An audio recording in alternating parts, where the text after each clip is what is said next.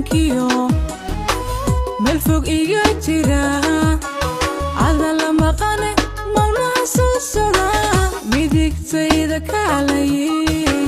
macaanow markaalayay midigtayda kaalayay macaanow markaalayay